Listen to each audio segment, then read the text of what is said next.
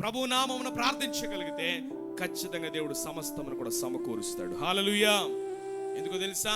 ఆయన నామము అన్ని నామముల కన్నా పైనామమైన నామము. ఆకాశమందే గాని, భూమి మీదే గాని, భూమి క్రిందే గాని, ఈ లోకంలో ఏ నామం కూడా లేదు ప్రియ సహోదరి సహోదరుడా. There is only one name, it is Jesus and Jesus alone my friends. ఒక్క నామమే, అది యేసు నామం మాత్రమే.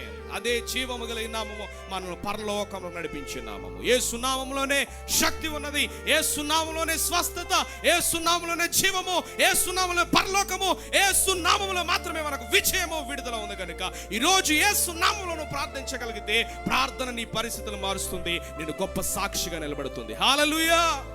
There is no other names in this world, my friend. It is only Jesus and Jesus alone.